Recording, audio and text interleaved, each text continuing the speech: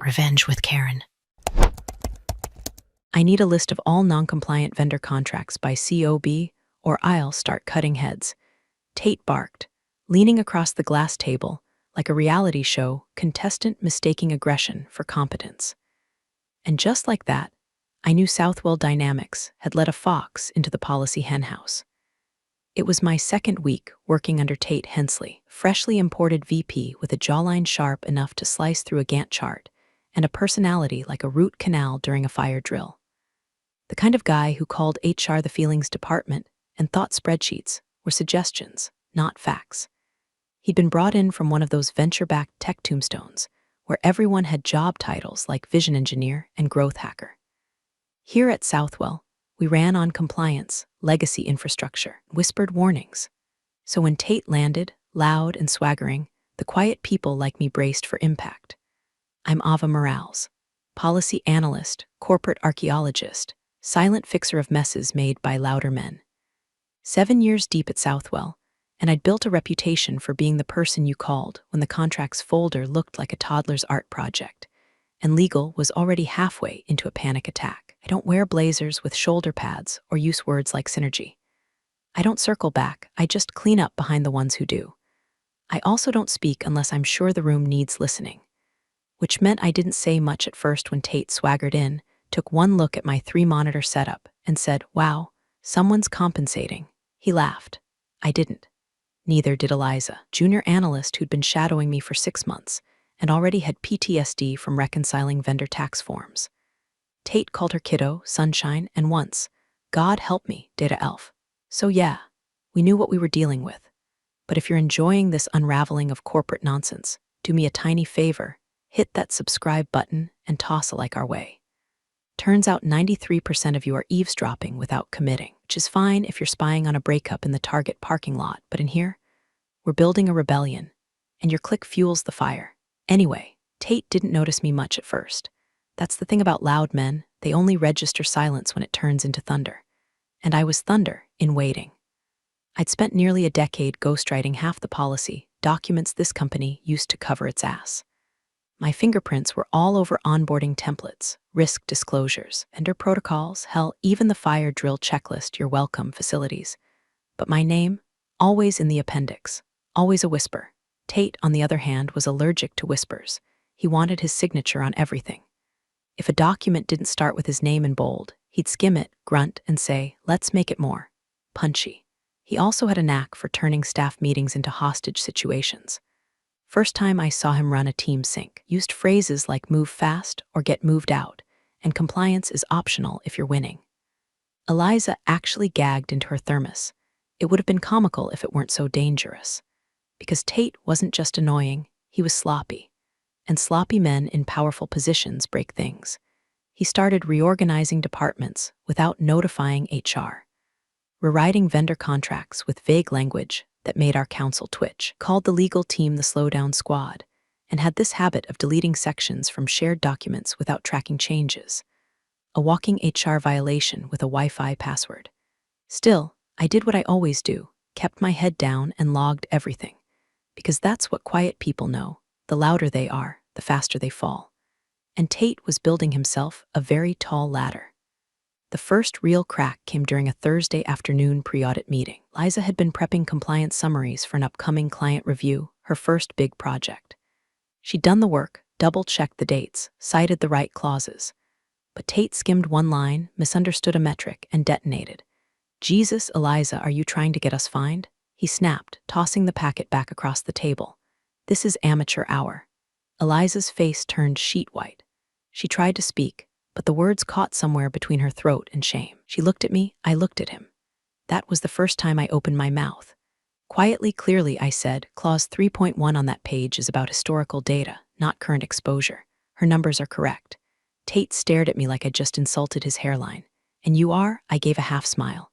"The person who wrote Clause 3.1, he blinked, then laughed. "Great. Another policy princess who thinks footnotes are a weapon." I said nothing else. Something shifted in the room. Eliza sat up straighter. Another analyst smirked into his notebook. And somewhere, invisible but listening, the CEO of Southwell Dynamics, Everett Loring, was quietly nodding. because the moment had come and gone, but the echo, that would grow. And next week, when everything burned down, they traced the spark back to this exact meeting, this exact line, this exact moment when the silent girl with the receipts finally spoke. Meeting room reeked of dry erase marker and ego. Tate had commandeered the whiteboard like it was a battlefield map, scrawling buzzwords with the fury of a man who thought due diligence was a personality trait. He'd drawn a giant X over a vendor list Eliza had compiled, circled it twice, and underlined it like it owed him money. "Eliza," he sneered, tapping the board with a marker like a sword, "can you explain this number? Or did you just copy-paste from Google and hope I wouldn't notice?" Eliza looked like a deer blinking at oncoming traffic. Her knuckles whitened around her pen. "That's from the Q3 reconciliation report. It matches the projected threshold." He cut her off with a scoff. "So we're just taking finance's word now. That's your grand compliance strategy? Hope and prayers." She shrank in her seat, eyes flickering to her notes, to the projector, to me. I could see the shame working its way up her throat, tightening behind her jaw. She was trying not to cry, and that made me want to flip the table. Instead, I breathed in slow. "Eliza's correct," I said calmly. "The threshold accounts for the deferred penalties under Addendum 2. It was approved last fiscal cycle. Clause 6.4b protects that adjustment until the review closes." Tate turned toward me like I'd just insulted his dog. "Did I ask for your opinion, Morales?" He snapped. "Or are you volunteering to be next?" There it was, the public challenge, the flex. He needed to swing. He needed to prove that no one could check him without bleeding for it. I kept my voice even. "I'm not offering an opinion. I'm quoting policy, which is my job." He stepped toward the table, gripping the edge like he was about to launch a TED talk no one asked for. "You legacy types," he spat, "always hiding behind procedure instead of stepping up. Maybe that's why Southwell's been circling the drain. But don't worry, I'm here now, and I'm cleaning house." He made air quotes when he said dead weight.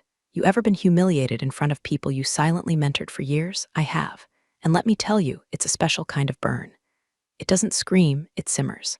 It carves a hollow behind your ribs where the loyalty used to be." The room fell silent. Liza looked down. The new intern pretended to study his coffee. No one made eye contact with me, not even the ones who knew Tate was wrong, especially not them. Because when power stomps its boots on policy, the only thing louder than the lie is the silence around it. I could have said more, could have pulled up the audit log, could have exposed every sloppy edit Tate had made to the internal compliance sheets. But I didn't, not yet, because policy isn't just words, it's timing, and my timing, razor sharp. So I nodded once and sat back. Tate smirked like he'd won something, and in a way, maybe he had. He'd exposed the one flaw in my armor. I still played by the book. He was busy scribbling over the margins, but I had written the damn appendix. The rest of the meeting blurred into grunts and groans and more half-baked ideas. Tate wanted to launch a new third-party risk strategy without notifying legal. Said things like, "We don't need to be that compliant, and if it hasn't bitten us yet, it won't." I resisted the urge to bang my head against the laptop, but the damage was done. Eliza had been publicly dressed down. I'd been challenged and dismissed. And the seed, the one I'd buried deep under years of quiet obedience, started to stir. Because here's the thing about quiet people. We're not silent because we don't know what to say. We're silent because we're always listening, always watching, always documenting. And sometimes we're the only ones who remember where the real power is buried. That afternoon, I returned to my desk and opened a folder I hadn't touched in 3 years. It was password protected, buried under 5 layers of archived memos and audit logs. Inside, Tate Hensley's executive onboarding packet, and one clause with my name in the metadata. I didn't read it yet. I didn't have to, because I remembered exactly what it said, and so would he, soon. Tate loved the sound of his own voice so much. I'm convinced if he stood alone in a canyon, he'd try to out-echo himself. "Let me make this simple," he was saying, pacing like a discount motivational speaker.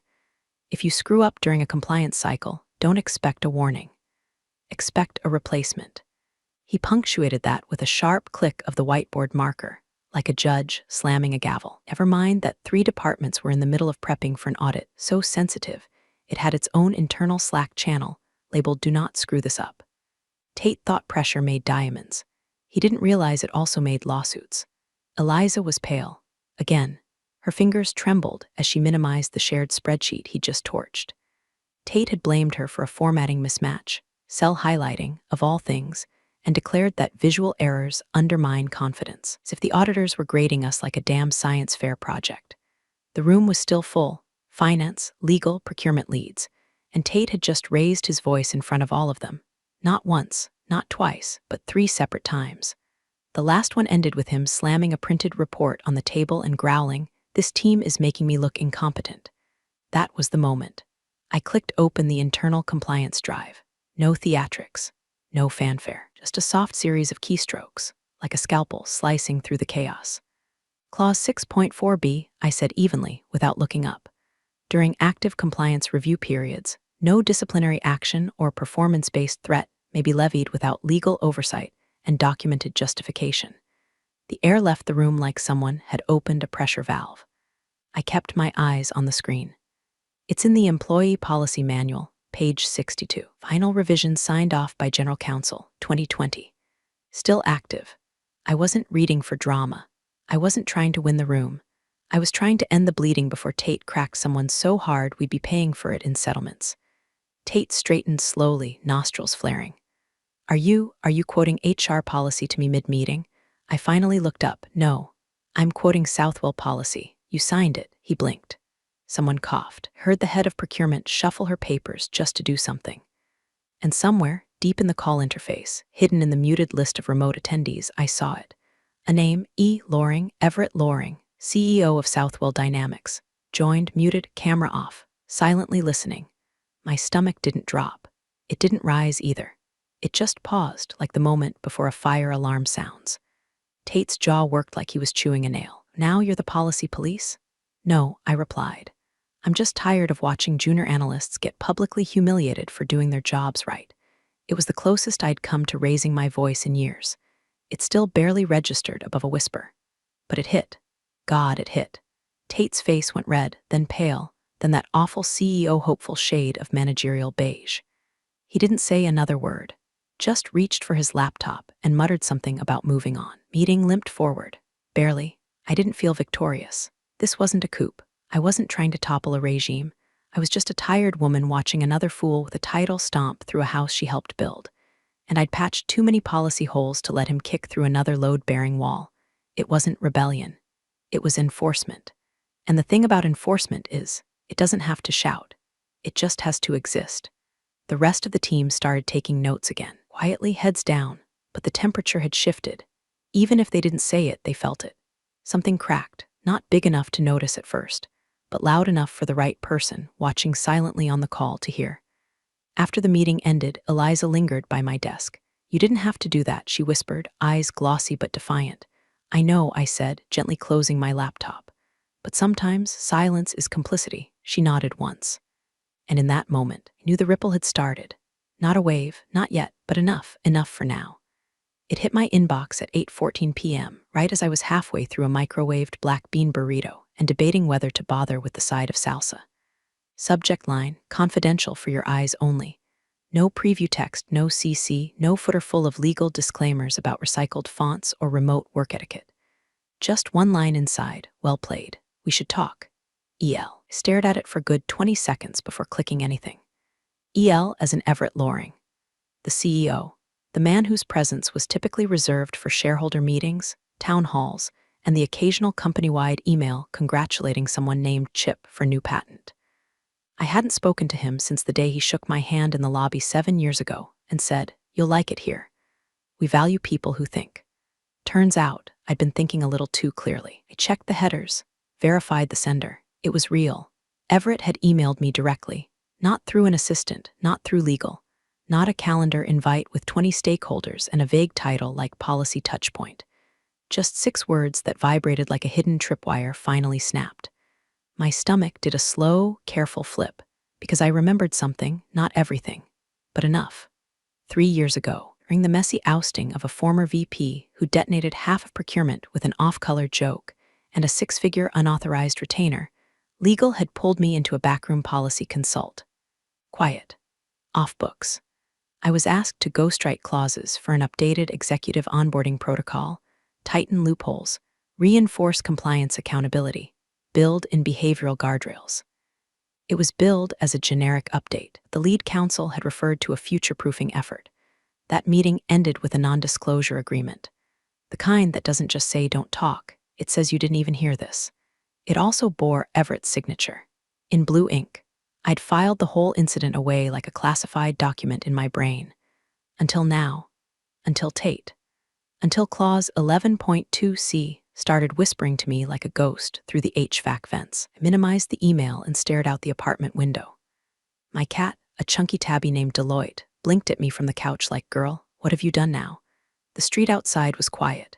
Rain drizzled in a pathetic little drizzle, like even the weather didn't want to get involved. But in my head, gears started turning loudly. Why me? Why now? Why just well played? It didn't feel like praise. Not exactly. It felt like confirmation. He'd been waiting for something. Watching from the shadows like a CEO-shaped Batman, and I had accidentally flipped the bat signal by reading one clause out loud. I opened the email again. No attachment. No meeting invite. No instruction. Just the implication that something had begun or resumed. I searched my old files, dug through archived folders with names like Onboarding V7 Final 2 and HR Update July Don't Delete Please. Eventually, I found a PDF that made my pulse spike. Exec Onboarding T. Hensley Draft 3 signed PDF. It wasn't my version, but I recognized the clause structure. My fingerprints were all over the syntax. Clean language, tight definitions, embedded escalation triggers. I hadn't known who it was for at the time. Now I did. I didn't open it, not yet, because suddenly it felt like staring at a bomb schematic with my initials in the corner. Instead, I sat very still and did what I always do when things go sideways. I started taking notes. Everything Tate had said in the meeting, his tone, his phrasing, who was present, who looked away, who nodded, who stayed silent. I created a timeline and marked key moments. I color-coded potential triggers, and I saved it all to an encrypted folder labeled for later. Because this wasn't about Eliza anymore. This wasn't even about Tate. It was about something else, something bigger. Something that started with a contract I helped write and a man who'd signed it assuming no one would ever dare invoke it. And now, the CEO had noticed the match was lit.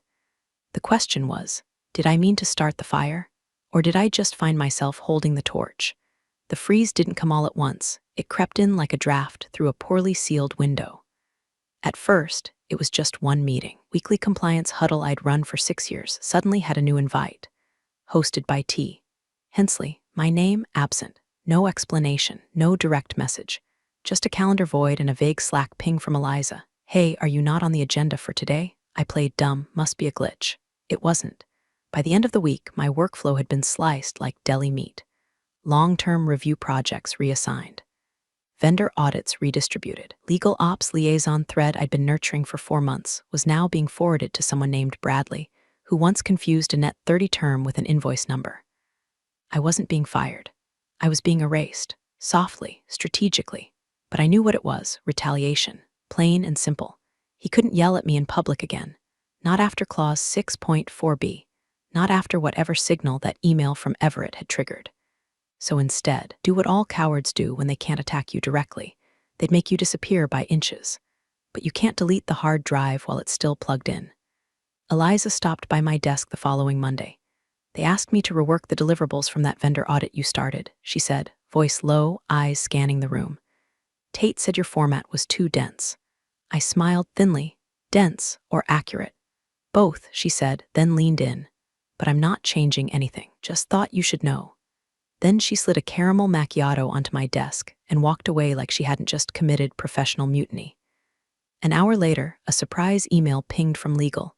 Subject, quick clarification request. It was from Marian Singh, General Counsel. She never reached out directly unless something was on fire or about to be. Hi Ava, quick Q. You still have archived copies of the vendor compliance logs from Q1 and Q2 of last year. There's some confusion around edits, and yours are usually the cleanest. No rush, but sooner the better. Also, off the record, well done last Thursday.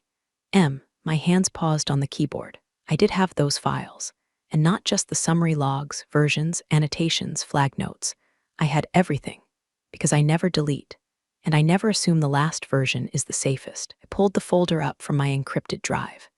Titled, 2022 Review Full AJM Clean. That word hit different now. 10 minutes later, another ping, internal IM, this time from R. Lewman, the CFO, heard you got benched. Just letting you know you're not invisible. Let me know if you need anything budget traceable to back your files. I'll approve. That was 3 allies in under 24 hours. None of them loud, none of them performative. Just quiet signals, like birdsong before a storm. And then came HR. I was eating lunch at my desk again, scrolling through vendor disclosures when my screen blinked with a Zoom pop-up. Ashley B., HRBP, no invite, just a message. Hi Ava, do you have 5 minutes to chat? Privately. 5 minutes became 22. Ashley didn't say Tate's name once. She didn't have to. Doing a routine internal documentation review, she said, with a practiced smile that didn't quite touch her eyes. And it's come to our attention that there may be discrepancies between finalized documents and submitted backups. We understand you maintain a personal archive? I nodded. Is there anything you're aware of that might help clarify record integrity from the last 12 months? That was corporate speak for. Help us before this gets ugly. I didn't say much, just confirmed that yes, I kept detailed logs. Yes, I was willing to forward backups through the secure drop. And yes, I understood the confidentiality protocols. Ashley smiled like she'd just been handed a torch in the middle of a blackout. By the time I ended the call, I realized something. I wasn't just a witness anymore. I was the keystone, not because I planned to be. Hell, I'd spent most of my career trying to be the opposite, background noise with a 98% accuracy rate. But when someone like Tate kicks the wrong pillar out from under a structure, the ones who have been silently holding it up tend to become very visible. And in visibility, there's power. Uneasy, unfamiliar power. Because I still didn't know what Everett's email meant. Still didn't know if this was a full investigation, a silent test, or a corporate chess match with me as the accidental queen. But I knew this, Tate was cornering himself. With every reassignment, every deleted invite, every cheap little ego move, he was scribbling his own indictment in real time. And I was collecting the receipts. One folder at a time, one ally at a time, one silent nod at a time. The freeze had come, but so had the thaw. And I was right at the fault line. 3 years ago, the air in legal's conference room was thick with burnt coffee, tired rage, the faint hum of risk management unraveling in real time. Back then, it wasn't Tate, different face, same problem. A VP named Carter Rydell had gone off script during an investor queue and accused the compliance team of kneecapping innovation. Then he'd followed it up by firing a mid-level auditor mid-review, live on a Zoom call, while legal was on the other line trying to walk back a regulatory breach. Fallout cost Southwell a 6-figure penalty and a year of goodwill with the board. Carter walked with a golden parachute the size of Rhode Island, and Everett Loring, he didn't say much, but legal heard the silence and started sharpening knives. That's when Marion Singh, general counsel, called me in. Ava, she said, flipping open a blank draft of the new onboarding framework, you're going to help us install a dead man's switch. She didn't call it that, of course. She used words like behavioral controls and executive risk frameworks. But the message was clear.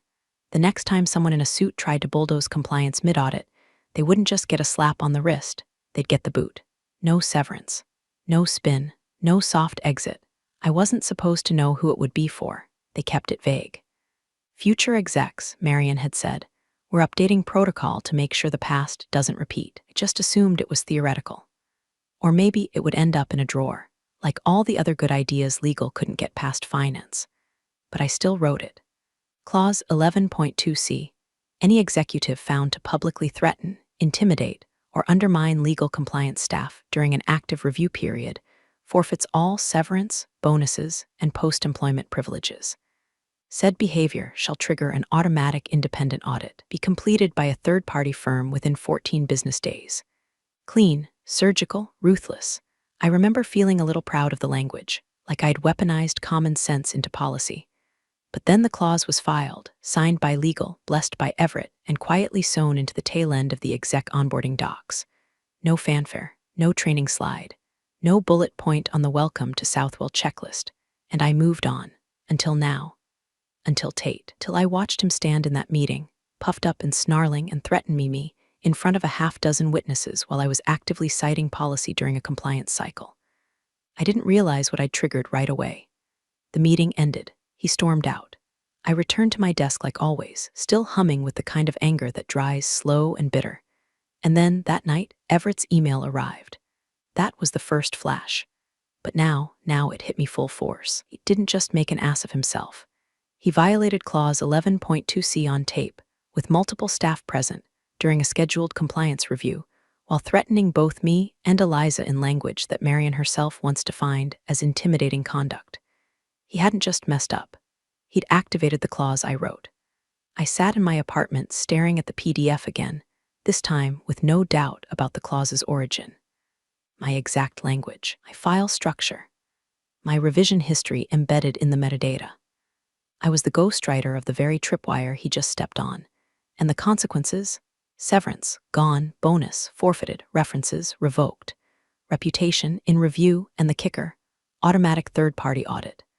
Which meant every sloppy deal he tried to fast-track, every missing document, every redacted contract note, every don't worry about it he'd whispered into a junior staffer's ear, now be under a microscope. It wasn't just about me anymore. He'd yanked the pin out of his own grenade. And I, unintentionally but undeniably, had handed him the explosive 3 years before. That night, I couldn't sleep. Not because I felt guilty, not because I feared blowback, but because I finally saw it clearly, coldly. I wasn't just some bystander with good instincts. I was instrumental. I wasn't caught in a storm. I had written the weather report. It started with an empty office on the 6th floor. Unmarked door. No nameplate. Lights dimmed low, like they didn't want to attract attention. But word spreads faster than toner cartridges at Southwell. By noon, everyone knew something was off. Eliza says 2 guys in suits asked for last quarter's vendor audit logs, whispered a project manager from procurement.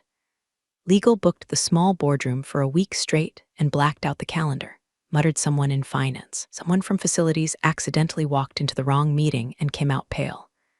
There's a guy in there who looks like he hasn't blinked since 2007, she said. The official word was internal process review.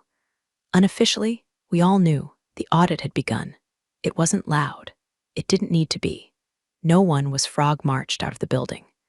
No angry all-hands, no announcement from Everett, no Slack message from HR reminding us to remain focused and positive during periods of restructuring. Just the slow, tightening coil of silent attention wrapping itself around the compliance floor. At 10:36 a.m., I received a polite calendar invite from someone named Nathan P., external auditor, Third Bridge Consulting. Subject: Confidential Documentation Review Session 1. Duration: 45 minutes. Location: Room 6C. Attachments: please bring or provide access to any relevant documentation from the 9/13 meeting in which staff interaction with Mr. Hensley was observed. I didn't flinch.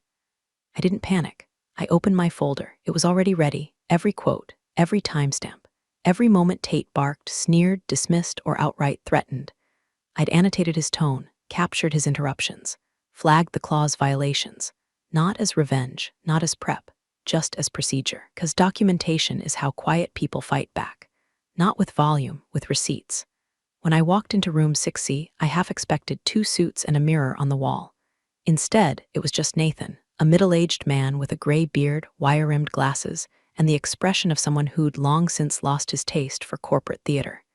He didn't introduce himself like an interrogator. He introduced himself like a doctor, calm, clinical. Be reviewing records from multiple team members, he said, tapping his pen gently. We're trying to establish a pattern. I handed him the flash drive. Everything's time-stamped. I included Slack transcripts, version history from the shared documents, and my own notes from the session. He raised an eyebrow. That's thorough. I shrugged. So was the misconduct. He gave the faintest smile. We'll be in touch. When I left, I passed Eliza heading in. She didn't speak, but she nodded. Sharp, clean, we were all part of this now. Witnesses. Carriers of the truth. Quiet ones who'd been pushed too far and now had front-row seats to the unraveling. Tate, on the other hand, was losing altitude fast. He started clawing for traction the way panicked men always do. Louder meetings, more CCs on emails, wild accusations that someone was undermining authority by weaponizing policy language.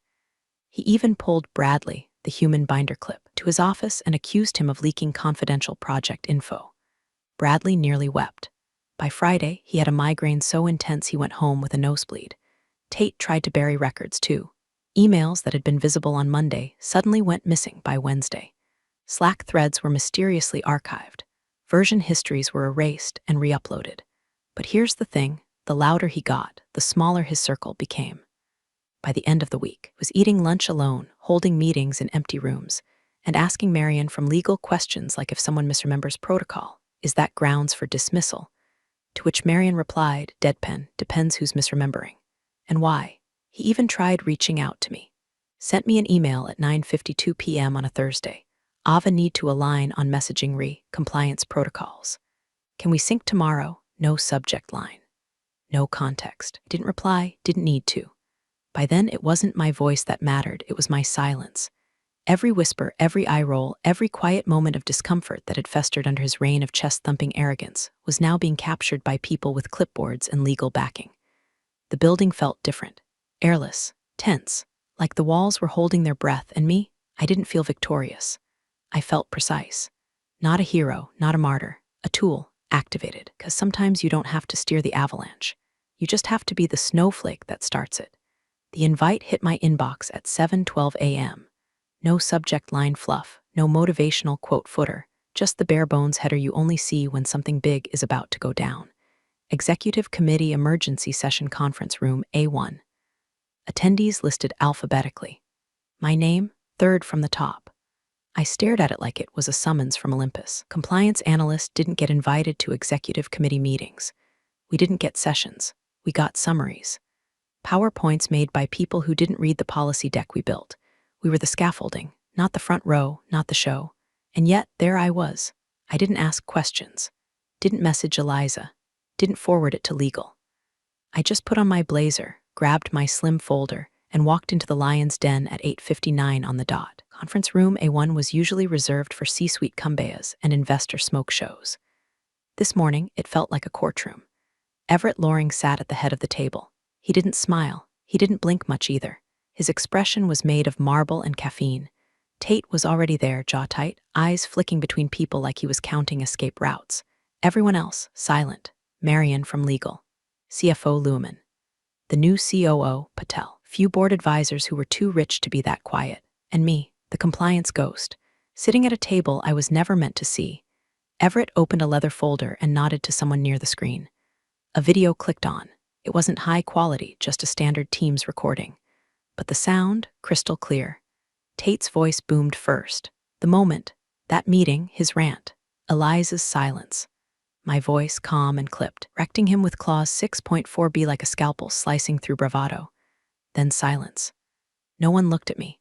No one looked at Tate, they just watched. The recording ended. The screen went black. Everett didn't clear his throat, didn't preamble. Just flipped open a second folder, one with a tab that said T, Hensley Onboarding Documents. He turned a page. Read aloud, clause 11.2c, any executive found to publicly threaten, intimidate, or undermine legal compliance staff during an active review period forfeits all severance, bonuses, and post-employment privileges. Said behavior shall trigger an automatic independent audit. He stopped, looked up. The silence that followed was the kind that drowned cities. Tate opened his mouth, then closed it, then opened it again, but no words came out. His skin had turned a shade of white I hadn't seen since the time our server room flooded, and the CTO realized he hadn't backed up 3 months of reports. Everett closed the folder slowly, like sealing a coffin. Compliance isn't a department, he said, voice low but steady. It's a safeguard, and when leadership decides it doesn't apply to them, the company suffers.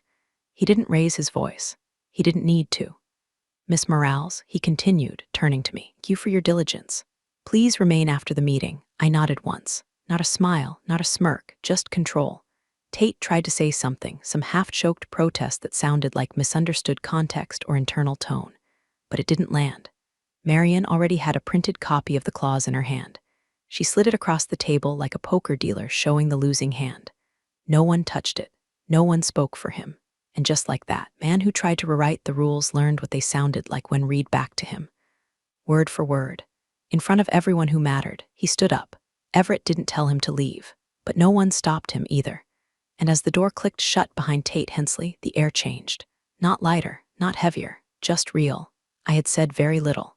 But somehow I had just ended a career, with nothing more than policy and patience. Tate didn't just leave the boardroom, evacuated it. One hand clutched his phone like it might bite him. The other hung limp by his side, as if the weight of Clause 11.2c had unhinged his shoulder. No one moved to intercept. No one offered him the usual corporate lifeline. Let's circle back, we'll sort this out, let's talk offline. He opened the door himself. He closed it behind him. And on the other side, the empire he thought he owned kept breathing without him. Everett waited exactly 5 seconds. Then he stood, smoothed the crease in his shirt cuff, and turned to me. Ava, he said, join me next door, no explanation. No tone, just direction.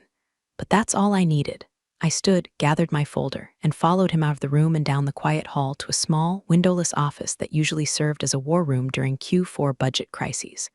The lights were already on. A leather folder, thicker than the last, hid on the table. Close the door, Everett said. I did. He gestured to the seat opposite him. I sat. He didn't waste time. Director of Compliance Strategy, he said, sliding the folder toward me, effective immediately. Compensation packages outlined. You'll have hiring authority, direct access to legal, and a dotted line relationship to finance. I opened the folder. It was real, already signed. Everett leaned forward. You were supposed to be invisible, he said, not unkindly. That's why we trusted you to help build the clause. But invisible people don't usually get tested. And when they do, most fold. I said nothing. You didn't fold, he added. You clarified. He stood, signaling the meeting was over. Take the weekend. Let me know Monday. But frankly, Ava, this seat was always meant for someone who knew how to hold the line. He left before I could reply. I stayed in the room a moment longer, staring at the offer. Director, strategy, all the things Tate had talked about like trophies, words he threw around to sound important, I now held in my hands like an afterthought. No one threw me a party. No one clapped. But when I stepped back into the hallway, Eliza was there, leaning against the wall, arms crossed, eyes red but proud. He's gone, she asked. I nodded. Her smile was small, but it stayed. Back at my desk, the Slack pings had already started. Quiet ones from legal, ops, CFO's office. Each one a tiny tether reconnecting the pieces Tate had tried to sever. The freeze had thawed. The ripple had become a wave. And somehow, without ever shouting, I'd ridden it all the way to shore. No retaliation, no revenge, just precision and presence. Because the truth is, I never wanted to be seen. I just wanted to be correct. But sometimes, in this place, those are the same thing. You're the real stars of the corporate jungle. Thanks for watching. Hit subscribe, or I'll flick the switch on your old cubicle memories.